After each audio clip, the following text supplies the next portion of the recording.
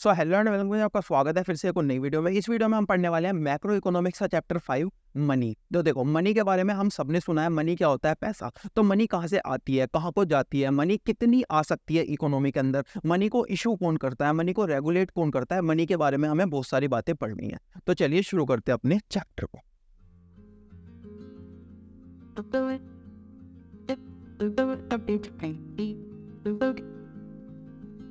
तो video start करने से पहले कुछ बेसिक बातें, कैसे आप इस वीडियो को देखकर मिनिमम इनपुट देकर मैक्सिमम आउटपुट निकाल सकते हो। ये बातें मैं हर वीडियो के स्टार्टिंग में बोलता हूँ। अगर आपको ये बातें पहले से पता है तो आप डायरेक्टली टॉपिक 1 के ऊपर जंप कर सकते हो।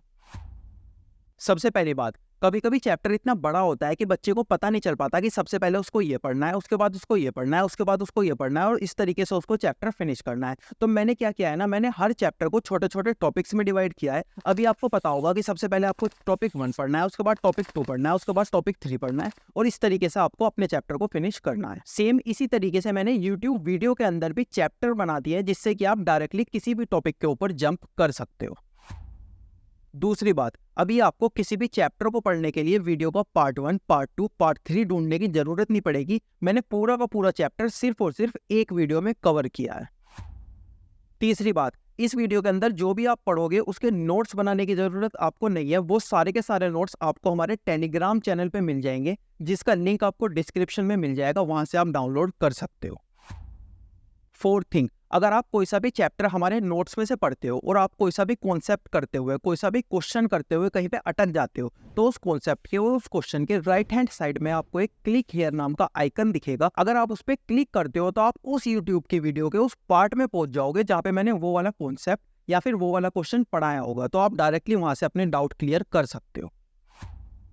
और लास्ट चीज, बच्चे मुझसे कई बार पूछते हैं कि अगर वो इस वीडियो के सारे कॉन्सेप्ट, सारे क्वेश्चंस कर लेते हैं तो उसके अलावा भी और कुछ करने की उनको जरूरत पड़ेगी। तो अगर आप इस वीडियो के सारे कॉन्सेप्ट और क्वेश्चन सही से कर लेते हो तो आपको कुछ और करने की बिल्कुल भी जरूरत नहीं पड़ेगी। आप एग्जाम के अंदर 100 आउट ऑफ 100 मार्क्स ला सकते हो। अब शुरू करते हैं अपने चैप्टर को।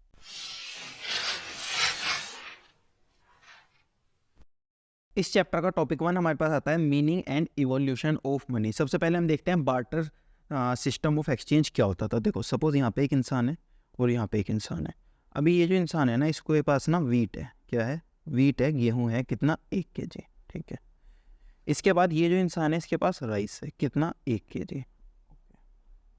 इसके बाद ये जो इंसान है ना, इसको क्या चाहिए? इसको राइस चाहिए। क्या चाहिए? राइस चाहिए। ठीक है। ये जो इंसान है, इसके क्या चाहिए? वीट चाहिए। इसको क्या चाहिए? वीट चाहिए। ठीक है। तो ये दोनों क्या करते हैं ना, ये दोनों अपनी चीज़ों को एक्सचेंज कर लेते हैं। ये इसको वीट दे देता है, ये इसको राइस दे देता है। इस पूरे सिस्टम को हम क्या बोलते हैं? इस पूरे सिस्टम को बार्टर सिस्टम ऑफ एक्सचेंज बोलते हैं।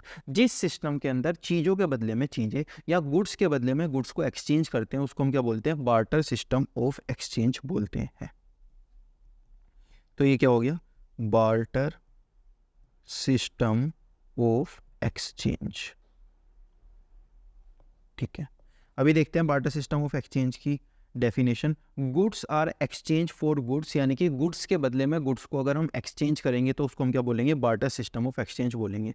लेकिन बार्टर सिस्टम ऑफ एक्सचेंज के ना कुछ ड्रॉबैक्स होते हैं, कुछ बेकार बातें इसके अंदर होती है। सबसे पहले डबल को इंसिडेंस ऑफ वांट, यानी कि अगर ये इंसान है और यहाँ पर दूसरा इंसान है, इसके पास क्या है? वीट है। इसको चाहिए क्या? राइस। और दूसरे इंसान के पास क्या है? राइस है। इसको चाहिए क्या? वीट। तो यहाँ पे क्या चाहिए? एक कोइंसिडेंस ऑफ वांट इसकी तरफ से चाहिए, एक कोइंसिडेंस ऑफ वांट इसकी तरफ से चाहिए। यानी कि हमको यहाँ पे क्या चाहिए? हमको यहाँ पे डबल कोइंसिडेंस ऑफ वांट चाहिए। इसको भी सेम चीज चाहिए होनी चाहिए जो दूसरे के पास है, और इसके पास वो चीज होनी चाहिए जो दूसरे को चाहिए, और सेम चीज ही इसके लिए अप्लाई होती है। तो यहाँ पे क्या हो जाता है? यहाँ पे डबल कोइंसिडेंस ऑफ वांट हो जाता है। सपोज मेरे को 1 किलो राइस लेने मार्केट के अंदर जाना है, तो मैं क्या करूंगा? राइस लेके घर आऊंगा, या फिर ये ढूंढूंगा कि दूसरे इंसान को मेरा वीट चाहिए या नहीं चाहिए। वो कौन सा इंसान है जिसके पास राइस होगा और जिसको मेरा वीट चाहिए होगा। तो ये बहुत ज़्यादा डिफिकल्टी हो जाती है। तो ये क्या होता है? Double coincidence of want. ये किसके अंदर होता है? ये होता है अपना बार्टर एक्सचेंज ऑफ सिस्टम के अंदर, बार्टर सिस्टम ऑफ एक्सचेंज के अंदर। इसके बाद lack of common unit of value. अभी यहाँ पे क्या था ना, यहाँ पे जो ये वीट था, ये था ₹30 का, और ये जो राइस था ये था ₹40 का। तो यहाँ पे क्या हो गया, इस वाले इंसान ने ₹30 का वीट दे के ₹40 का राइस ले लिया, यानी कि इसको हो गया ₹10 का प्रॉफिट और इसको क्या हो गया, ₹10 का लॉस हो गया। तो यहाँ पे क्या होता है ना, यहाँ पे ना मेजर नहीं कर सकते आप यूनिट्स को। आपको कैसे पता चलेगा 1 किलो वीट के बदले में कितने राइस लेने हैं, आप मेजर ही नहीं कर सकते। 1 किलो राइस के बदले में कितने वीट लेने हैं, आप मेजर ही नहीं कर सकते। लेकिन मनी के अंदर आप मेजर कर सकते हो। तो ये भी क्या था, इसका एक ड्रॉबैक था, यानी कि आप जो यूनिट्स हैं उनको मेजर नहीं कर सकते। इसके बाद डिफिकल्टी ऑफ फ्यूचर पेमेंट, जैसे आपने बोला कि 1 साल बाद ना मैं तेरे को 1 किलो एप्पल दूंगा, 1 साल बाद मैं तेरे को 1 किलो एप्पल दूंगा, लेकिन जो आज आपके पास एप्पल थे क्या वो 1 साल तक बचे रहेंगे, वो तो खराब हो जाएंगे। तो आप क्या नहीं कर सकते, बार्टर सिस्टम ऑफ एक्सचेंज में फ्यूचर पेमेंट का कॉन्ट्रैक्ट नहीं कर सकते, लेकिन मनी के अंदर आप बिल्कुल कर सकते हो। इसके बाद difficulty of storage of value, suppose आपके पास ना राइस था, ठीक है, कितना था, राइस था। आपने क्या सोचा, अभी तो यार मेरे को कुछ भी चीज़ों की ज़रूरत नहीं है, तो राइस को मैं स्टोर करके रख लेता हूँ। 10 साल बाद आप राइस के अंदर गए, राइस हो चुका था खराब, कि आप यहाँ पे क्या नहीं कर सकते, आप यहाँ पे स्टोर नहीं कर सकते वैल्यू को बार्टर सिस्टम ऑफ एक्सचेंज के अंदर। इसीलिए हमको किसकी ज़रूरत पड़ी, इसीलिए हमको मनी की ज़रूरत पड़ी। मनी का मतलब क्या होता है, जो कि चीज़ कॉमनली एक्सेप्ट होती है as a medium of exchange, यानी कि इन दोनों इंसान के बीच में अगर हम क्या कर दें, अगर हम यहाँ पर वीट डाल दें और यहाँ पर राइस डाल दें, और यहाँ पर हम क्या डाल दें, वीट डाल दें और यहाँ पर राइस डाल दें, लेकिन इन दोनों के बीच में अगर हम किसको ले आएं, इन दोनों के बीच में अगर हम मनी को ले आएं, तो उसको हम क्या बोल देंगे, मनी बोल देंगे, यानी कि इसको हम क्या बोल देंगे, मनी सिस्टम ऑफ एक्सचेंज बोल देंगे। ठीक है, अभी मनी का हमने इजाद क्यों किया, मनी की हमने इन्वेंशन क्यों की, हमारा ये जो बार्टर सिस्टम था ये आराम से चल रहा था, हमने मनी की इन्वेंशन इसीलिए की क्योंकि हमको ये 4 डिफिकल्टी आ रही थी। तो मनी आने के बाद हमारी कौन सी प्रॉब्लम सोल्व करेगा, ये चारों प्रॉब्लम सोल्व कर देगा। कैसे कैसे कर देगा, सबसे पहले डबल कोइंसिडेंस ऑफ वांट। आप मार्केट के अंदर राइस लेने निकलते हो, आप ये देखते हो दूसरे बंदे को आपका वीट चाहिए या नहीं चाहिए, आप पैसे देते हो, राइस लेके आ जाते हो। तो यहाँ पे क्या नहीं चाहिए होती, डबल कोइंसिडेंस ऑफ वांट नहीं चाहिए होती, किसके अंदर, मनी के अंदर। ठीक है, इसके बाद lack of common unit of value. Common unit यानी कि सपोज आपको मेजर करना है 1 किलो राइस की, जो आपके पेमेंट करने वाले हो आप मनी के टर्म में, उससे क्या कर सकते हो, मेजर कर सकते हो।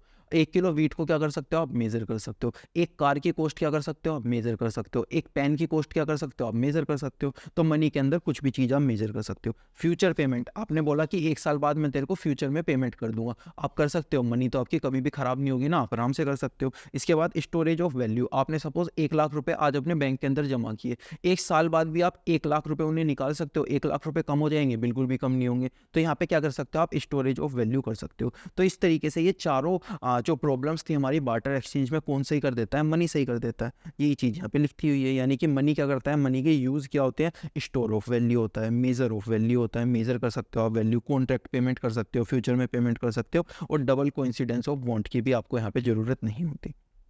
ठीक है, अगर आपसे कोई पूछता है जो इंडिया के अंदर मॉनेटरी सिस्टम है वो कौन सा है, तो आप क्या बोलोगे, करेंसी स्टैंडर्ड का मॉनेटरी सिस्टम है। यानी कि हम क्या करते हैं, मनी को as a medium of exchange use करते हैं अपनी कंट्री के अंदर। इसके बाद हमारे पास क्वेश्चन बनाता है क्या, स्टोर ऑफ वैल्यू को हमें एक्सप्लेन करना है। तो स्टोर ऑफ वैल्यू को हम कैसे एक्सप्लेन करेंगे, सबसे पहले हम इसके बारे में लिखेंगे कि स्टोर ऑफ वैल्यू का मतलब होता है वैल्यू को स्टोर करना और फ्यूचर में खर्च कर देना। अब हम लिखेंगे उसके बाद कि बार्टर एक्सचेंज में जो है हम स्टोर ऑफ वैल्यू नहीं कर सकते, लेकिन मनी के अंदर हम क्या कर सकते हैं, स्टोर ऑफ वैल्यू कर सकते हैं। इस तरीके से हम इस क्वेश्चन का आंसर लिख देंगे।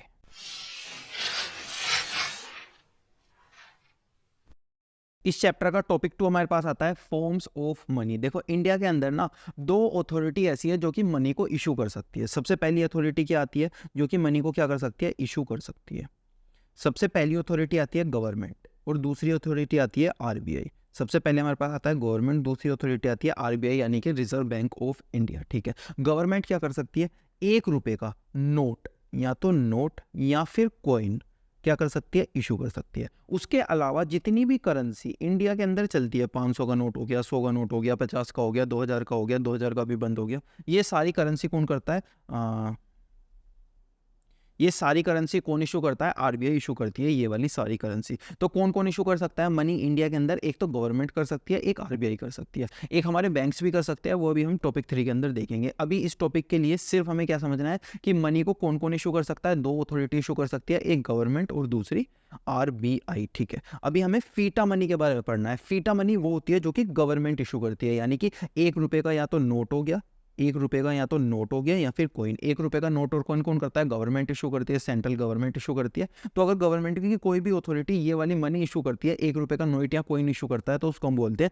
FITA money. इसके बाद फिड्यूशरी मनी। फिड्यूशरी मनी कौन सा होता है? वो वाली मनी जो कि कौन इशू करता है? वो इशू करता है जो कि होता है हमारा सेंट्रल बैंक, जिसको हम बोलते हैं आरबीआई। तो उसको हम क्या बोलते हैं? Fiduciary money. ये क्या होता है? एक्सचेंज के लिए यूज होता है, पेयर और पे। पेयर और पे को ये विश्वास होता है कि ये क्या है? मीडियम ऑफ एक्सचेंज है, यानी कि ये जो नोट है अगर मैं किसी और को ले जाकर दूंगा तो वो मुझे मेरे मतलब की गुड्स एंड सर्विस दे देगा। इसको हम बोलते हैं फिड्यूशरी मनी। इसके बाद हमारे पास आती है full boarded money. Full boarded money क्या आती है? वो वाली मनी जिसकी कोमोडिटी वैल्यू और जिसकी एक्चुअल में मनी की वैल्यू सेम होती है, यानी कि इक्वल टू मनी वैल्यू जिसकी होती है कोमोडिटी वैल्यू। जैसे सपोज आपके पास ना एक रुपये का कॉइन है। क्या है?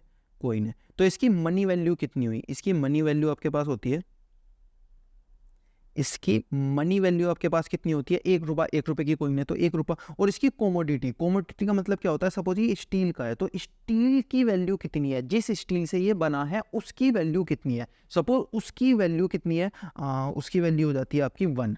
ठीक है, तो यहाँ पे क्या हो गया? यहाँ पे आपकी मॉनेटरी वैल्यू और जो आपकी स्टील की वैल्यू हो गई उस वाले कॉइन को बनाने में, या फिर जो आपकी कोमोडिटी वैल्यू हो गई, अगर वो दोनों वैल्यूज क्या हो जाती हैं? इक्वल हो जाती है, उसको हम क्या बोलते हैं? फुल बोर्डेड मनी बोलते हैं। ठीक है, इसके बाद हमारे पास आता है क्रेडिट मनी। क्रेडिट मनी के अंदर क्या होता है? सपोज आपके पास एक रुपये का कॉइन है। क्या है आपके पास? एक रुपये का कॉइन है।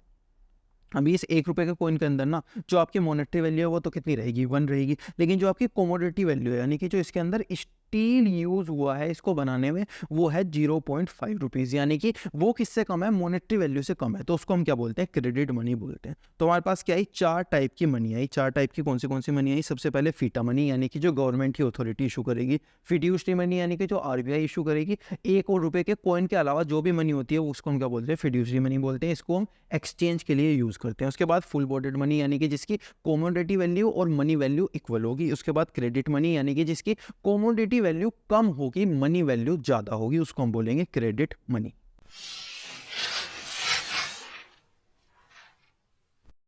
तो टॉपिक 3 इस चैप्टर का हमारे पास आता है supply of money. Supply of money का मतलब क्या होता है? एक पर्टिकुलर पॉइंट ऑफ टाइम पे इंडिया, यानी कि एक कंट्री के अंदर जितनी भी पब्लिक रहती है उन पब्लिक के पास जितने भी पैसे होंगे उसको हम क्या बोलेंगे? सप्लाई ऑफ मनी बोलेंगे। सप्लाई ऑफ मनी एक स्टॉक कॉन्सेप्ट होता है, यानी कि हम एक पर्टिकुलर टाइम में चीज कितनी है उसको मेजर करते हैं। एक क्या होता है? ये होता है एक स्टॉक कॉन्सेप्ट। इसके अंदर हम क्या करते हैं? Total stock of money held by the people of a country, उसको हम मेजर करते हैं किसके अंदर? Supply of money.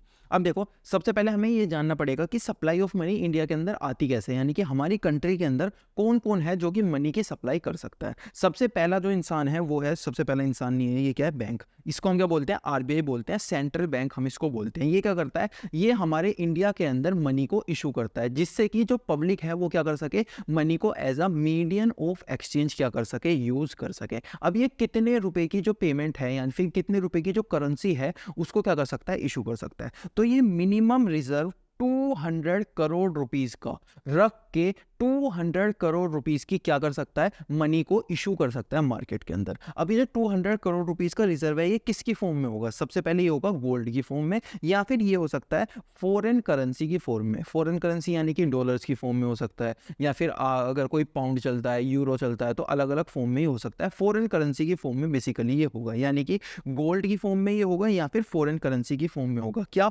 वो रिजर्व जिसके बेस पे आरबीआई करेंसी इशू करेगा। जितना रिजर्व उतनी करेंसी आरबीआई इशू कर सकता है। अभी जो ये रिजर्व होता है ना, यहाँ पे एक एक्सेप्शन है, यानी कि जो गोल्ड है उसका अमाउंट कम से कम 115 करोड़ होना चाहिए। यानी कि ये जो 200 करोड़ है इसमें से 115 करोड़ कम से कम किसका होना चाहिए? गोल्ड का होना चाहिए। और जो फॉरेन करेंसी है वो इसके अलावा जितनी भी लेफ्ट रह जाती है उसमें तुम फॉरेन करेंसी रख सकते हो, लेकिन जो गोल्ड है उसमें केवल और केवल कम से कम 115 करोड़ तो आपको रखना ही पड़ेगा। ये क्या होती है? आरबीआई के ऊपर इंप्लीकेशन होती है। तो आरबीआई क्या करता है? इंडिया के अंदर करेंसी को इशू करता है। कितनी कर सकता है? 200 करोड़ की कर सकता है। उसके लिए उसको रिजर्व रखना पड़ेगा 200 करोड़ का गोल्ड या फिर फॉरेन करेंसी, जिसके अंदर गोल्ड कम से कम 115 करोड़ उसको रखना ही पड़ेगा। ठीक है, इसके बाद हमारी आती है गवर्नमेंट। गवर्नमेंट क्या करती है? 1 रुपए का कॉइन और नोट को इशू करती है। 1 रुपए के जितने भी कॉइन है, जितने भी नोट्स है, वो किसने इशू करे होंगे? गवर्नमेंट ने इशू करे होंगे, या फिर गवर्नमेंट की कोई अथॉरिटी ने इशू करे होंगे। इसके बाद हमारे पास आता है कमर्शियल बैंक। कमर्शियल बैंक कैसे मनी का फ्लो बढ़ाता है इंडिया के अंदर या किसी भी कंट्री के अंदर। देखो सपोज यहाँ पे एक इंसान है, यहाँ पे दूसरा इंसान है, इस इंसान को ना इस इंसान को पैसे देने थे। क्या देने थे? इस इंसान को पैसे देने थे। लेकिन इसने बोला कि यार मेरे को ना तुझे बहुत ज़्यादा पैसे देने हैं, यानी कि 1 करोड़ रुपए देने हैं। तो 1 करोड़ रुपए मैं तुझे कैश में ला के कैसे दूँ? एक काम करता हूँ, मैं तेरे को एक चेक दे देता हूँ। क्या दे देता हूँ? चेक दे देता हूँ 1 करोड़ रुपए का। चेक की हेल्प से क्या होगा, यहाँ पे सपोज इस वाले बंदे का बैंक है और यहाँ पे इस वाले बंदे का बैंक है। इस चेक से ना ये इंसान यहाँ पे जाएगा और इसको ये क्या दे देगा? चेक दे देगा। ये क्या दे देगा? इस इंसान को चेक दे देगा। और फिर ये जो इंसान है इसका जो अकाउंट है वो किसमें है? इस वाले बैंक के अंदर है। तो ये जब इस वाले बैंक को चेक देगा तो ये वाला बैंक इस चेक को किसको दे देगा? इसको के इस वाले जिसका भी इसमें इस वाले बंदे का जिस भी बैंक में अकाउंट होगा उस वाले बैंक को दे देगा। ठीक है, अभी ये क्या देगा? इसका बैंक इसके अकाउंट में से निकाल के इस वाले बंदे के अकाउंट में से निकाल के क्या दे देगा? इसको पैसे दे देगा। और वो वाले पैसे किसको दे देगा? वो वाले पैसे इसका बैंक इस वाले इंसान को दे देगा। तो इस तरीके से इस साइकिल की वजह से हमारा क्या यूज आया? चेक का यूज आया। अब मेरे को एक बात बताओ, ये जो चेक है ये भी तो एक टाइप की मनी हो गया। इस इंसान को क्या देना था? पैसा देना था। लेकिन इसने क्या इसको पैसा दिया? नहीं दिया। इसने क्या दे दिया? चेक दे दिया। तो ये इंसान मान गया, नहीं नहीं मैं तो चेक नहीं ले रहा, मुझे तो कैश में पैसा चाहिए। ऐसा थोड़ी ना बोल सकता है, ये तो चेक में मान गया। तो यहाँ पे क्या हुआ? यहाँ पे चेक ने एज अ मनी एक्ट किया। क्या किया? एज अ मनी एक्ट किया। किसने? इस वाले चेक ने एज अ मनी एक्ट किया। तो हम चेक को भी क्या बोलते हैं? मनी बोलते हैं। ठीक है, इसके बाद अब हम देखते हैं ड्राफ्ट क्या होता है। ड्राफ्ट के लिए यहाँ पे एक इंसान है और यहाँ पे एक इंसान है। सेम चीज़, इस इंसान को ना इस इंसान को कुछ पैसे देने थे। लेकिन इसने क्या बोला कि एक काम कर, तू मुझसे चेक ले ले। क्या ले ले? चेक ले ले। लेकिन इस इंसान ने क्या बोला ना, भाई मुझे तुझ पे यकीन नहीं है, कल को तेरा चेक बाउंस हो गया, तेरे अकाउंट में इतने पैसे ही नहीं हुए। भाई यहाँ पे जब ये वाला जो बैंक है ये क्या दे रहा है? पैसे दे रहा है उसको। लेकिन बैंक जब भी तो पैसे देगा जब इस इंसान के अकाउंट के अंदर पैसे होंगे। पैसे ही नहीं होंगे तो कैसे देगा? तो उसको हम क्या बोलते हैं? चेक का बाउंस होना बोलते हैं। ये बोलता है कि मुझे तुझ पे यकीन नहीं है तो इसका मतलब मैं तुझसे चेक तो नहीं ले पाऊंगा। तो क्या होगा यहाँ पे ना, ये इंसान अपने बैंक के पास जाएगा, ये बोलता है कि अभी तेरे को दिखाता हूँ। ये इस बैंक के पास जाएगा, बैंक से बोलेगा बैंक एक काम करो, तुम मेरे अकाउंट में जितने भी पैसे हैं ना उसका मुझे ड्राफ्ट बना के दे दो। क्या दे दो? ड्राफ्ट बना के दे दो।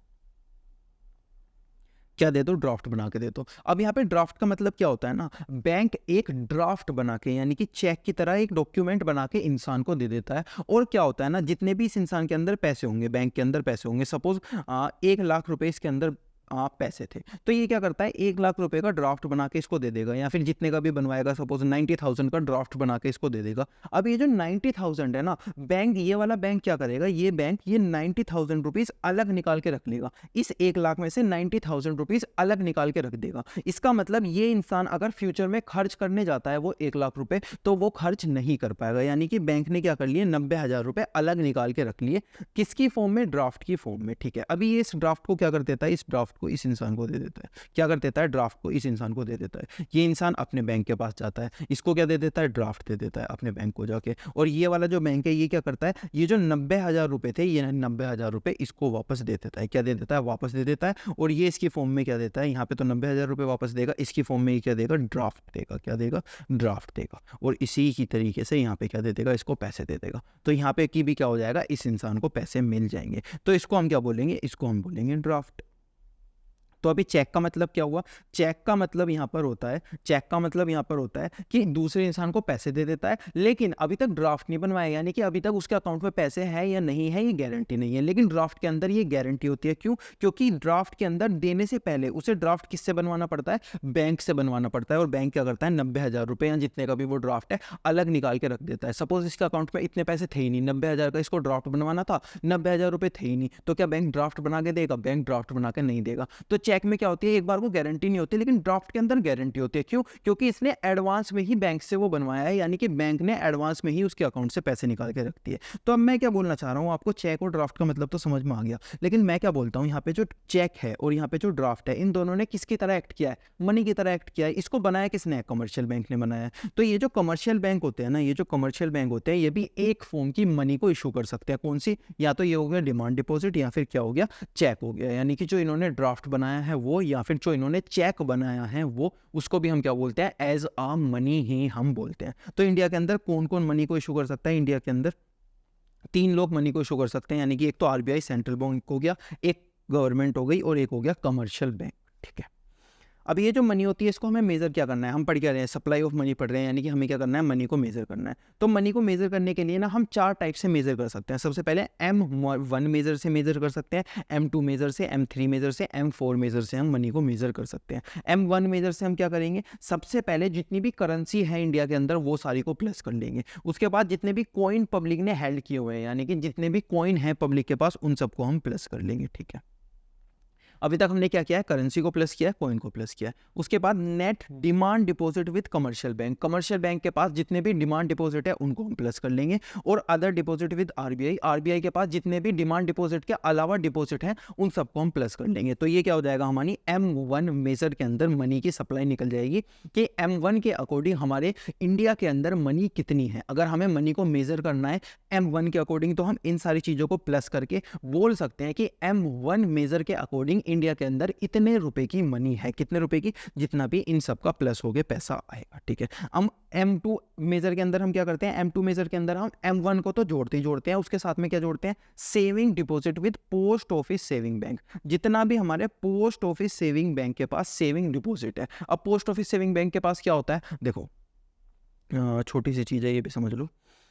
अभी देखो जो हमारे बैंक्स होते हैं ना, कमर्शियल बैंक्स होते हैं, वो बहुत जगह अपनी ब्रांचेस खोल लेते हैं, बहुत जगह अपनी ब्रांचेस खोल लेते हैं, लेकिन ये ना हर जगह ब्रांच नहीं खोल सकते, हर छोटी छोटी जगह ये अपनी ब्रांच नहीं खोल सकते। तो गवर्नमेंट ने क्या बोला, गवर्नमेंट ने बोला जो ये पोस्ट ऑफिस है ये तो हमें हर जगह खोलनी है, ये जो पोस्ट ऑफिस है ये गवर्नमेंट हर जगह खोलेगी, इसमें तो कोई दिक्कत ही नहीं है। तो एक काम करते हैं, ये जो छोटी मोटी सर्विस होती है ना, ये हम वहाँ देना स्टार्ट कर देते हैं पोस्ट ऑफिस के थ्रू, जहां पर बैंक नहीं है। यानी कि जहां पर बैंक नहीं है वहां पे पोस्ट ऑफिस क्या करता है, बैंक का काम करता है। तो ये जो पोस्ट ऑफिस है इसके अंदर भी लोग क्या करते हैं, पैसे जमा कराते हैं। तो M2 मेजर के अंदर हम क्या करते हैं, M1 की जितने भी पैसे हैं वो तो हम इंक्लूड करेंगे, यानी कि ये सारी चीजें तो हम इंक्लूड करेंगे। और जो M2 के अंदर हम एक चीज एक्स्ट्रा इंक्लूड करेंगे, वो करेंगे saving deposit with post office bank, यानी कि जो पोस्ट ऑफिस बैंक के अंदर सेविंग डिपॉजिट है उसको भी हम प्लस करेंगे। अब देखते हैं M3 मेजर के अंदर हम क्या करते हैं, M3 के अंदर हम सबसे पहले M1 को प्लस करते हैं, यानी कि ये सारी चीजों को प्लस करते हैं। और साथ में क्या करते हैं, net time deposit with commercial bank, जितना भी कमर्शियल बैंक के पास टाइम डिपॉजिट है उसको हम प्लस कर लेते हैं। ये क्या हो जाता है, हमारा M3 मेजर के अंदर पैसा आ जाता है। इसके बाद M4 के अंदर हमें मनी इंक्लूड करनी है, यानी कि इंडिया के अंदर कितनी मनी है हमें M4 मेजर के अकॉर्डिंग निकालनी है। तो हम क्या करेंगे, सबसे पहले M3 मेजर को इंक्लूड करेंगे, यानी कि ये सारी चीजें इंक्लूड करेंगे। उसके बाद प्लस करेंगे total deposit with post office saving bank, यानी कि जितना भी पोस्ट ऑफिस सेविंग बैंक के पास टोटल डिपॉजिट है। यहां पे हमने क्या किया था, यहां पे हमने किया था सेविंग डिपॉजिट, कंफ्यूज मत हो ना, यहां पे हमने किया था सेविंग डिपॉजिट, यहां हम कर रहे हैं टोटल डिपॉजिट पोस्ट ऑफिस के पास जितना भी टोटल डिपॉजिट है उसको हम क्या करेंगे, प्लस कर देंगे। फिर हमारे क्या आ जाएगा, M4 के अंदर मेजर आ जाएगा। देखो इसमें ज़्यादा चीज़ समझने वाली तो है नहीं, इसमें थोड़ा सा याद करने वाली चीज़ है, यानी कि ये वाली चीज़ आपको याद करनी पड़ेगी, ये आपको याद करना पड़ेगा, इसमें कुछ भी समझने वाला नहीं है, ठीक है। अब अगर हम M1 और M2 के अंदर अगर मेजर करते हैं मनी को, उसको हम बोलते हैं नैरो मनी, और M3 और M4 के अंदर मनी को मेजर करते हैं उसको हम बोलते हैं ब्रॉड मनी, ठीक है। इसके क्वेश्चंस देख लेते हैं। State the meaning and concept of money supply, इसके अंदर हम क्या करेंगे, सबसे पहले मनी सप्लाई का मीनिंग लिखेंगे, और अगर क्वेश्चन ज़्यादा नंबर का है तो हम क्या करेंगे, मनी सप्लाई के M1 M2 M3 M4 measures लिखेंगे। और उससे भी ज़्यादा नंबर का है, 7-8 नंबर का क्वेश्चन है तो 5 नंबर के लिए ये काफ़ी नहीं है, 7-8 नंबर के लिए काफ़ी नहीं है, तो आपको क्या करना पड़ेगा, यहाँ पे हु सप्लाई मनी भी लिखना पड़ेगा। लेकिन अगर 2-3 नंबर का क्वेश्चन है तो आप केवल ये और ये चीज़ लिख के अपना पीछा छुड़ा सकते हो। इसके बाद डिफाइन द फॉलोइंग, सबसे पहले मनी को डिफाइन कर दो। मनी क्या होता है, मीडियम ऑफ एक्सचेंज, टॉपिक 1 के अंदर हमने पढ़ा है। उसके बाद मनी सप्लाई को एक्सप्लेन कर दो। डिमांड डिपॉजिट, ये जो मैंने ग्राफ बनाया था इस चीज़ को हमें लैंग्वेज की फॉर्म में इंग्लिश में एक्सप्लेन करना है, क्या ड्राफ्ट क्या होता है।